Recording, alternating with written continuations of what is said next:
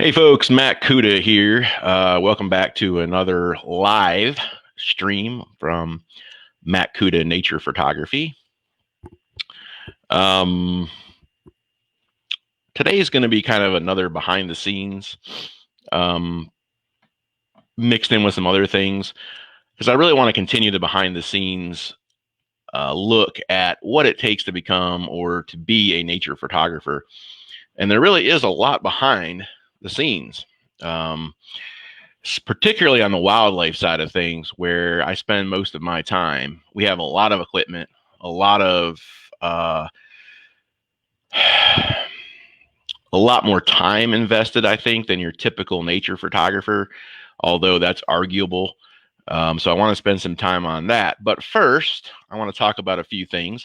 One, we got as you can see at the bottom of the screen, we've got the Black Friday sale, 40% off. Reason we started the sale early this year is because um, with all the shipping problems and COVID and all that, it's caused kind of a backlog of shipping. And so that's something to be thinking about this holiday as you're buying gifts for one another is shipping issues. So I want to start the sale early so that you can purchase what you need to purchase and you won't have late Christmas presents. So Black Friday sale, 40% off. This is the only time I ever run the sale. It's once a year. Take advantage of it now. 40% off everything. Offer code Black Friday.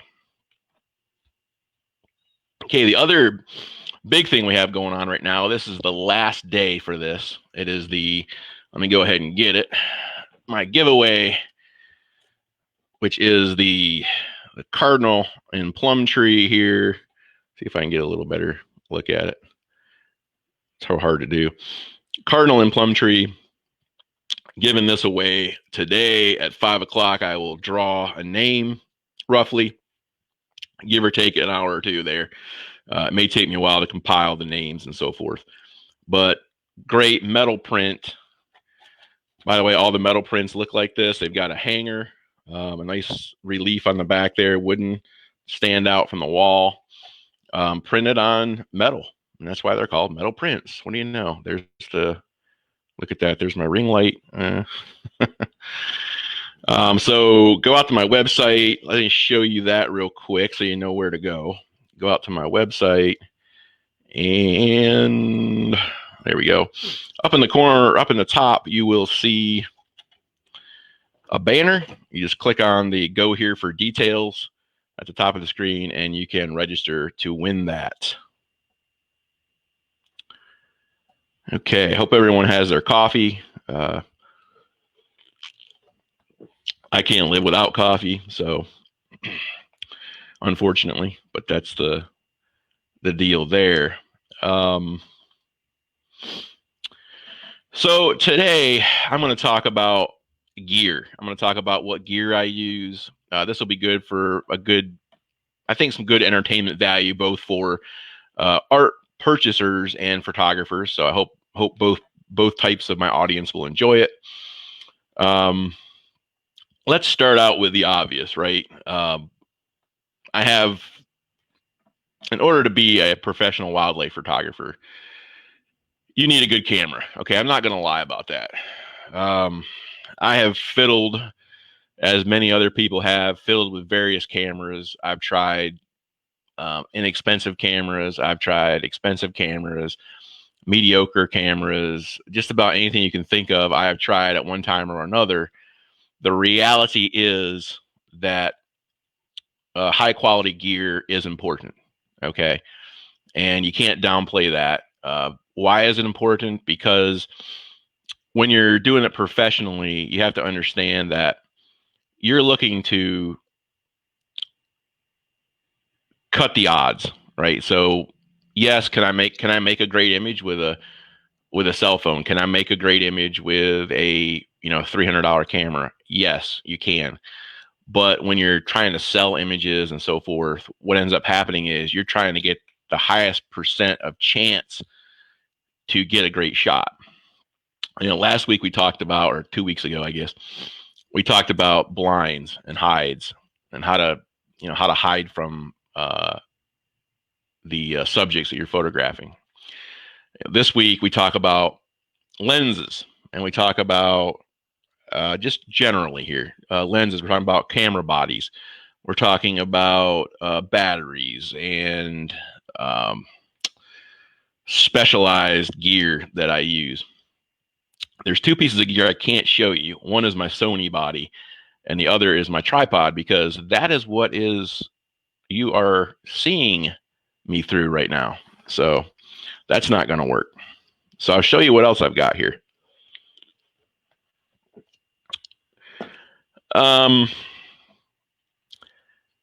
Being a wildlife photographer, the one absolute essential piece of gear that you need to think about first is the lens. Now here I happen to have my favorite lens, the Sigma 150 to 600.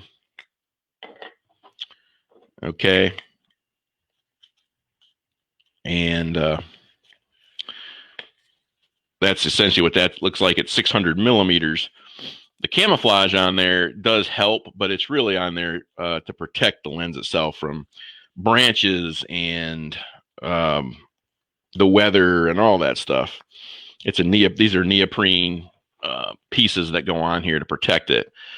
And this lens has been a game changer for me. It's allowed me to get much better photographs, much more impactful photographs, and we'll get more into that if I actually start talking about technique.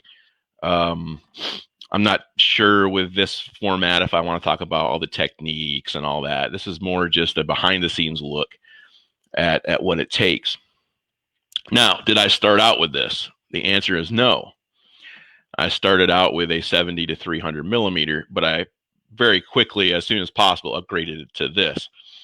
These are not horribly expensive as far as camera gear goes, and I highly recommend them. So you got to have some kind of telephoto lens. You got to have a lens that can bring you and the viewer closer to the subject. The other thing that the telephoto does is it softens that background and gives you that soft look. Beyond that, there are specialty lenses that I will use. Here is this is a 300 millimeter Canon f4 lens, L series. It also has protective covering here that I use.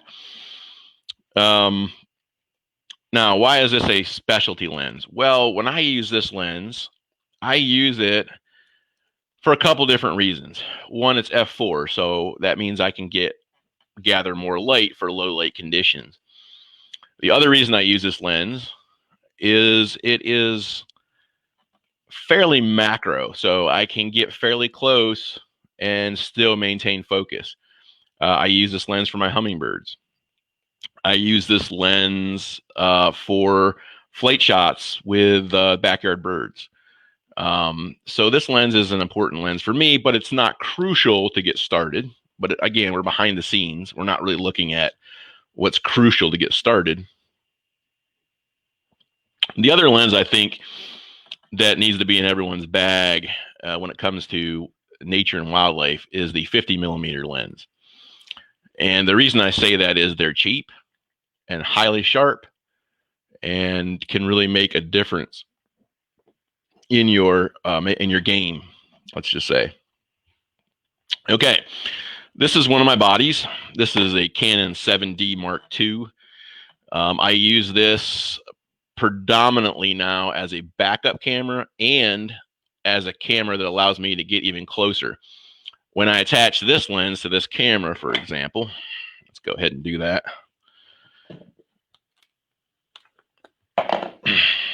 Sorry, I probably should attach this before. When I attach this lens to this camera, my 600 millimeter lens effectively becomes a 960 millimeter lens. So I can really reach out and touch my subject with this lens. That allows me to stay hidden. It allows the animal to act much more natural, and is, in my opinion, an essential tool. Let's talk a little bit more about this. This is a camera that also shoots a high frame rate. This shoots a 20 frames per second burst. I don't know if my battery's charged with this one right now, but we'll try that. So you can hear what that sounds like. That's 20 frames a second. So why is that important? Well, when those birds are flying, you need something that can capture every movement of that bird, every wing position, every head turn, as it's coming down, swooping down in to grab a fish, or it allows me, again, that higher percentage of keepers.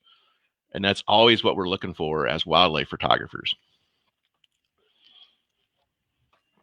So I hope as I go through here, kind of get, for those that are just art collectors or people that, enjoy viewing my bird photographs or nature photographs, I hope I'm kind of giving you a feel as I go through here, what it takes to make a photograph. And frankly, that's why photographs cost so much, or people have the perception that they cost too much. They really don't when it gets right down to it. The reality is that a lot goes into these photographs. It's not just, hey, I'm going out there and I'm taking some snapshots. That's not how it works. I wished it worked like that, but there are a number of specialty items. I have a strange little piece of equipment here that most people probably aren't even familiar with. This is called a Pgd Tracker. If you're familiar with shooting, as in shooting guns, you may think of this as a sight, and that's exactly what it is. It is a red dot sight that goes on the top of my camera for those difficult flight situations. I can put this up here and I can photograph. So it goes right up on top.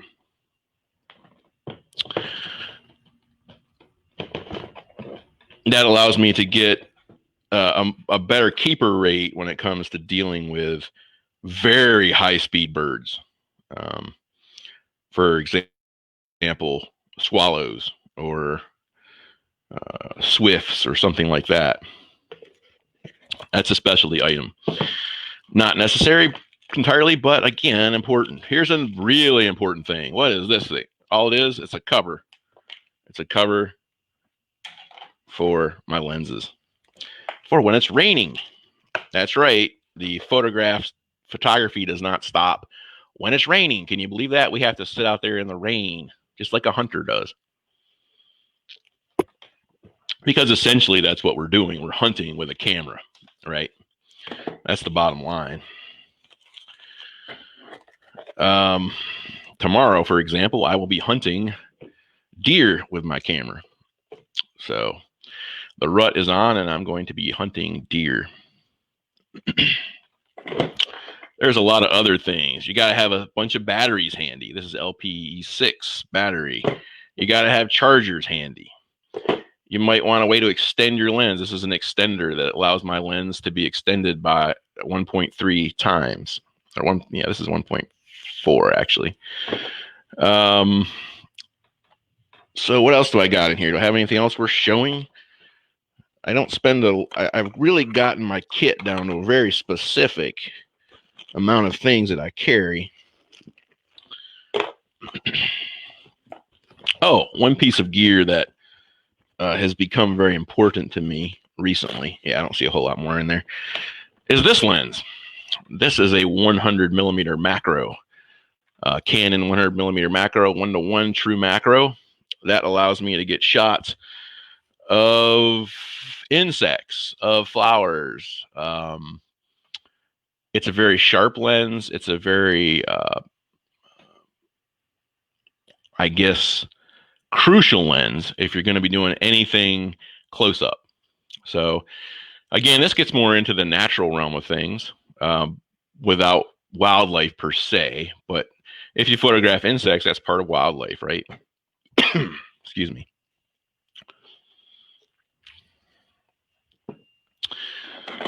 So essentially, that's kind of a behind the scenes look at my gear.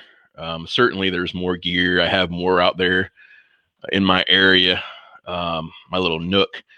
But this is the common equipment that I would use every day. I mean, there's other things like beanbag supports where you can put a beanbag, this big beanbag on the side of your car so you can rest your camera on it. There's specialty tripods that people have.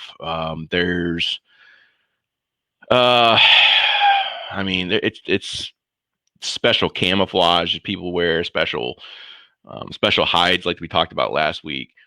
Um, there are you know, special software programs that we use to. That's a whole nother aspect to this is the whole software side of it. Where back when I first started, I spent a lot of time in the dark room making adjustments to the photographs. Well, now that's all done digitally with Photoshop and Lightroom, and we're doing video productions now. So that's all being added in there. It is an evolved form of, I want to say, art. It is an art, I guess. I see it as a different form of art. I mean, it's certainly not painting or sculpture or something like that, but it is an art. Um, but that's really the crux of it as far as equipment. But just because you own this lens, it does not mean that you're going to be a great photographer. Just because you own this camera, doesn't mean you're going to be a great photographer. This doesn't make the image, right? This is a tool. This is an aid. It's no more what makes the image than a piano makes a great piece of music sound good, right? It's really the music itself. It's the creation. It's the guy playing the piano. It's the feel that you get. It's very much an art. I mean, it's when I go out, I seek a certain type of image. I'm looking for that. I can pre-visualize that in my mind, very much like, and I'm not trying to compare myself to a great composer, believe me, but it's very similar. As a great composer can visualize the music in his mind, can hear each note, can hear the flute, can hear the clarinets, the trumpets, the timpanis. I mean, all that stuff can be heard in his mind as he's composing. It's very similar to this. It's called being in the zone, or feeling your way through. It's just suddenly it just all makes sense. It's experience. It's getting out there. It's the actual experience of every time I go out, I learn something different. Gear comes and goes, right? Cameras change. When I started, it was all about film and dark rooms, and now it's all about digital and software. But the reality is, it's still about creativity. Whether you take that image just as it was, which I try to do, or you come back and you post process that image and make a piece of art out of it, it's still all creativity, right? It's creativity. It's being in the right place at the right time. So there is a certain level of serendipity involved in all of this. Now, the difference between, say, what we do and what a painter does is typically, now not always, but typically, a painter is painting from his mind or something he has seen recently. There are some painters that go into the field and actually paint what they're seeing, but many of them, and I get requests from painters all the time, hey, do you mind if I paint this image of an owl that you photographed? And most of the time I'll say yes. I don't know. I don't know. That's kind of a weird topic for another day, but the whole copyright topic and all that stuff. But